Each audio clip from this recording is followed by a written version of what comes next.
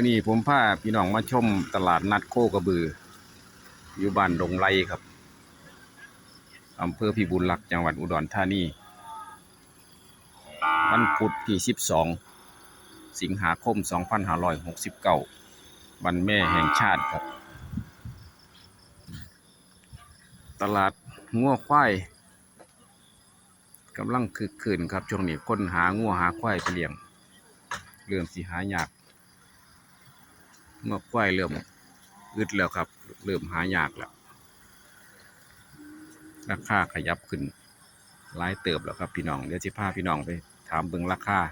ทั้งด้านในครับผมรถกำลังออกมาเรื่อยๆขนงัวขนควายเข้ามาครับทยอยมาเรื่อยๆตลาดนี้เพิ่นเปิดทุกวันพุธด้วยครับพี่น้องในช่วงเช้าตั้งแต่ตี4พุ่นล่ะครับไปฮอดประมาณ8 โมง 9 โมงแล้วตลาดก็ว่ายแล้วครับเพิ่นสิขายช่วงเช้า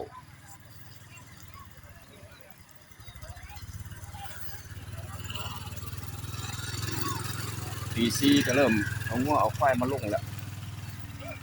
8 โมง 9 โมงก็หมดแล้วพอเอาเบิ่งราคาบ่ราคาที่ไหนก็ว่าราคาอยู่นี่อย่างราคาสี่ตัวแม่นราคาเป็นไดตัวมากตัวราคาขึ้นหรือลงคิดว่าไปว่าไข่ก็ตะกี้นั่นแหละก็ตะกี้หรอกใครก็ตะกี้หลายเติบบางช่วงแรงมันถึกเนาะขยับขึ้นหลายแล้วเนี่ยหลายเสือยศหลายเติบแล้วเอาผู้ใดที่หาซื้องัวควายไปเลี้ยงราคาขึ้นแล้วเด้อครับอันนี้ของแท้ถามสัมภาษณ์ที่ชาวบ้านเขาจะมาซื้อไม่ห้อยราคาขยับขึ้นหลายแล้วบ่แม่นปันราคาเด้แต่ถ้าเจ้าไปหาซื้อหน้าคอกไม่ห้อยไปหาเลาะซื้อหน้าคอกเพิ่นกดราคาเอาเด้ครับราคางัวควายมันขึ้นแล้วแต่เขาไปว่ามันถูกนะแต่ว่าไทบ้านบ่ฮู้จักราคาเขาให้เท่าใดก็เอาเนี่ยรุ่นนี้ครับตัวนี้มันบ่ต่ำกว่า 2-3 หมื่นนี่แดงๆตีไป25นี่เอาตัวนี้เดี๋ยวสิถามเบิ่งราคาให้ครับของมันไปใส่คือประมาณ25ตัวแม่โคมก็มีครับโคมแม่ลูกโคมแม่ลูกใหญ่ๆสูง140กว่านี่ครับ140บวกนี่ก็บ่ต่ำกว่า40,000 กว่าเท่าใดนี่วะนั่นเห็นบ่42,000ว่าซั่นได้ห้อยตัวนั้นตัวนี้23เป๊ะเลยเห็นบ่ตัดเราราคาไว้ตัวนี้23ว่าซั่นเห็นบ่ได้ห้อยเสียหลัก40กว่าขายเป็นโคมก็มีเป็นโตก็มีครับก็ประมาณเอาไว้การราคาไว้บ่พลาดว่าผมไปหาทายน้ำตลาดต่างๆราคามันอยู่ประมาณนี้ครับ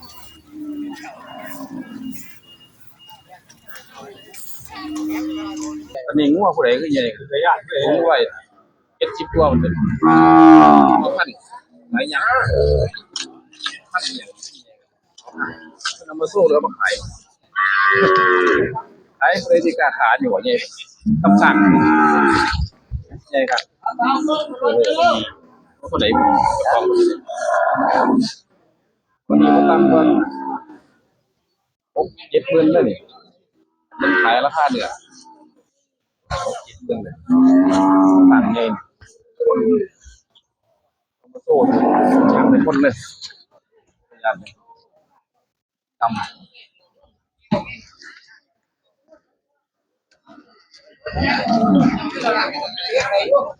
จังแม่ลูกเป็นเสลี่ยงนี่ตัวแดงๆไม่บักขามงามกล้วยก็มีครับตั้งคนแม่ลูกกล้วยมี2 คมอยู่นี่กล้วยหน่อยแม่ลูกตัวนี้ประมาณ30,000 กว่านี่แม่ลูกนี่กล้วยบ้านๆนี่ครับกล้วยบ้านๆอันนี้ประมาณ30,000 กว่าถึง40,000งัวนี่ประมาณเท่าไหร่วะตั้งราคาไว้เท่าไหร่ตัวนี้ราคา27,000 27,000เอา27เด้อพี่น้อง ตัวแม่บ่ตัวแม่อันนี้27มีหรือ27,000ครับราคาห้องต่อรองได้หมดมืองามอยู่ครับช่วงแต่ก่อนช่วงมันเมืองแพงหา60,000แหละครับมันขยับขึ้นแน่แล้วตัวช่วงนี้เป็นหลายเติบแล้วล่ะครับหลายเติบแล้วครับเลี้ยงครับครับเริ่มหายากครับมันเหมือนของขาดตลาดเวียดแก่หนีมันละนี่ก็อันนี้แยกลูกเล่นมันลูกอ่อนเหมือนถามอยู่ตลาดราคางัวควายให้พี่น้องเบิ่งของจริงครับบ่ต้องไปถูกหลอกมันถึกในห้อยหลอกหน้าคอกซื้อถึกๆซุมนี้10กว่านี่น้อยๆเขาหลอกแค่แลนี่10กว่าบ่ตัว 8,000 ก็มีตัวน้อยนี่ 8,000 นี่บ่ทันสนเข้านี่ครับปลาลูกคอกตัวนี้เท่าใดนี่10เท่าใด10กว่า10กว่าประมาณ10,000นี่มั้ง11,000นี่มั้งบ่เกินนี่นะไอ้รุ่นงัวบ้านงัวกี่ปอน้อยงัวแดงบ้านเฮานี่งัวกี่ปองัวกี่นี่รอแค่แลนี่ซุมนี้10,000กว่านี่ซุมนี้10,000กว่าถึง 20,000จะ 20,000ตัวนี้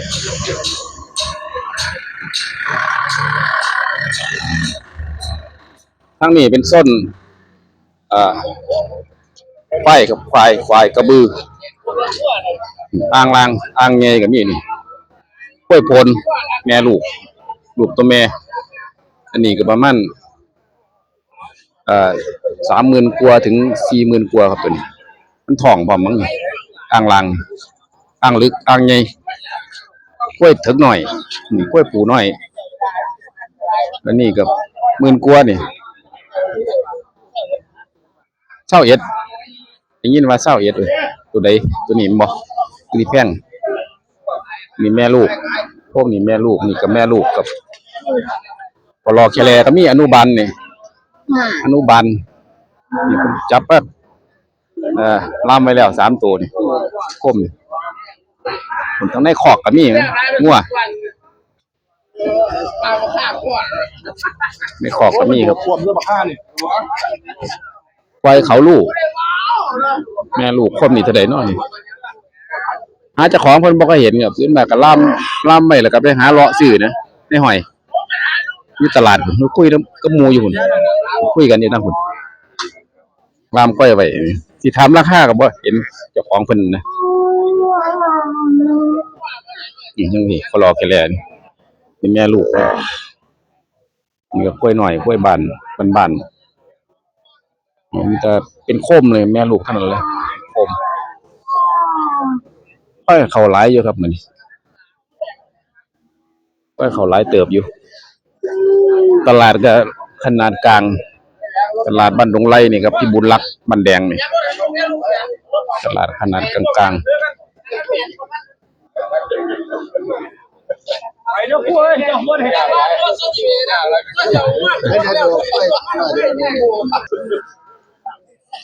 ผู้ค้าแล้วมาขายอย่างผู้ค้าอันนี้ก็กล้วยผูน้อย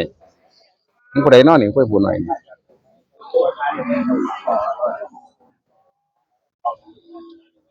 นี่ก็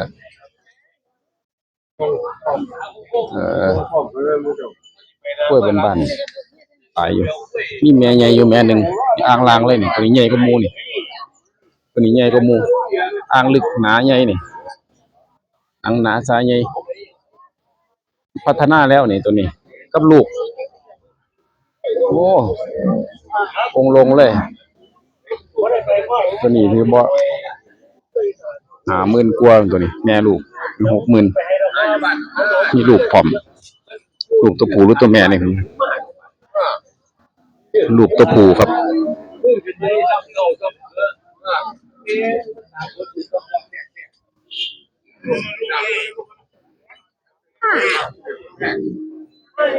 สูงประมาณ140กว่า140บวก ลูกก็ประมาณตัวที่สองครับใหญ่รุ่นนี้ไถหน้าบ่ได้เด้นี่หาแอกยากใหญ่ถ่ายเปิงซึงนี่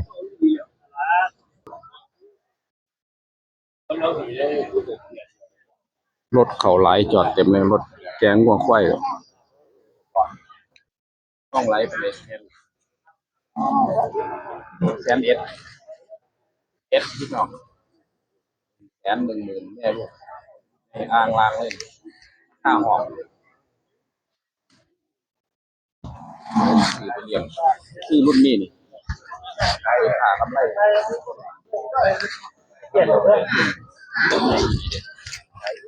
ยในกล่องมันคือตัวหน่อย110,000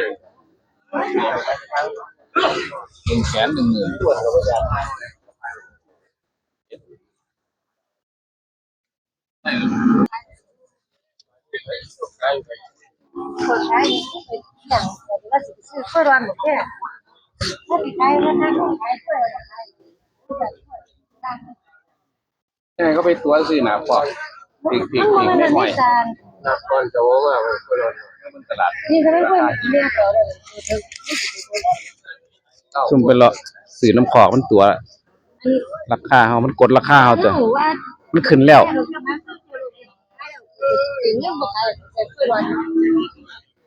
ของหายากราคามันก็ขึ้นปกติดีมานด์ซัพพลายนี่ของมันหน่อยมันก็ราคามันก็ขึ้นครับเศรษฐศาสตร์กล้วยดอนฝรั่งแม่ลูกทั้งแม่ทั้งลูกกับมีก็ใหญ่เติบอยู่ฝรั่งนี่ของผู้ใดเนาะกล้วยเปลือกตัวเกือบซ้ำตัวดำนี่กับแม่ลูกคือกันคุณแม่แม่ลูกเป็นตาเอาเนี่ยขาวจันพัน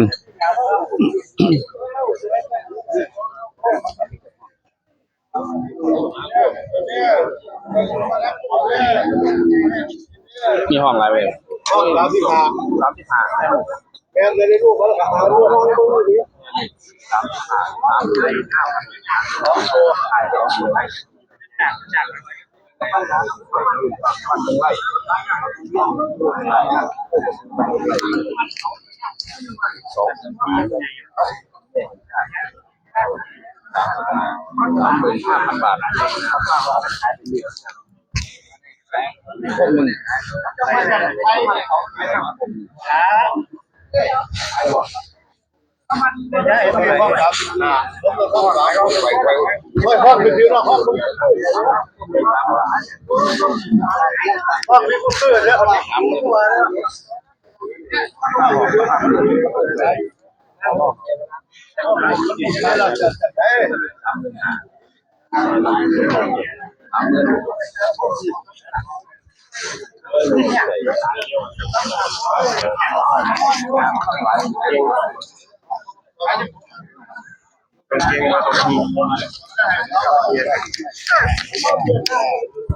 แม่ลูกของผู้ใดเนาะ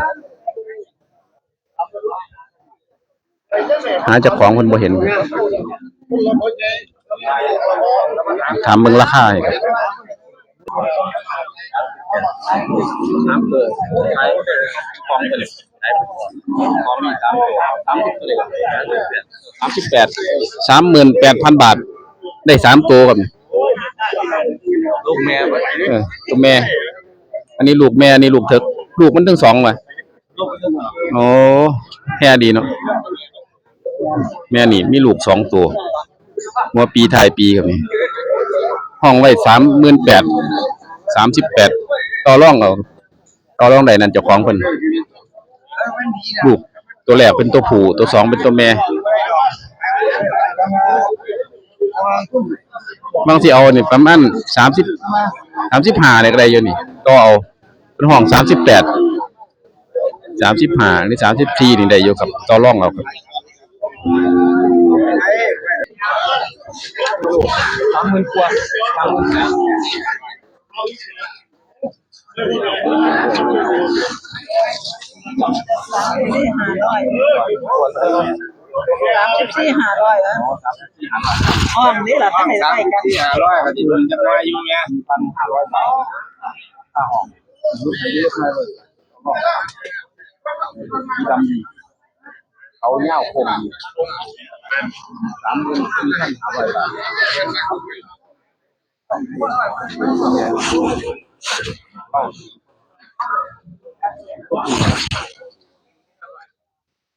ลูกโค้งนี่เท่าไหร่ อยากมาถึงพ่อ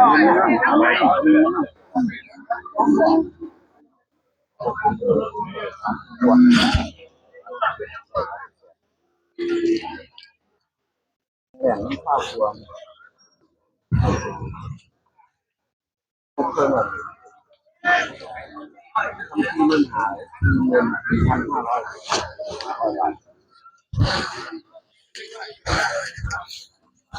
ช่วยแม่สักหน่อย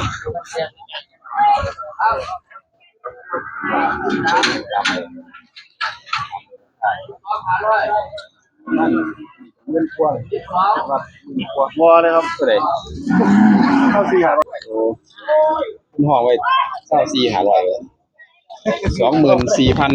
24,500 บาทเนี่ยคุณจิ๋วไปหน่อยตัวแม่กับเงินกว่าลูกมันได้ลูกครับได้ลูก37,500เขาลูกโอ้ที่มันส่วนใช่ถ้า40,000กับแม่ลูกห้องก่อน2ได้3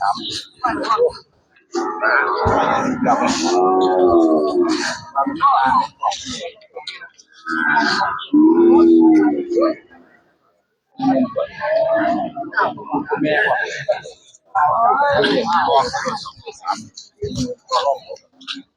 ของคนนั่งอยู่หันไปไหวว่าทำเงินตัวของมันก่อนทำราคาขายคือราคาตลาดต้องไปสดเลยครับ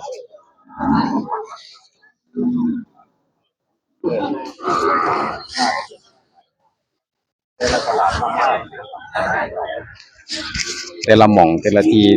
ตลาดแต่ละหม่องราคาสิบ่ซ้ำกัน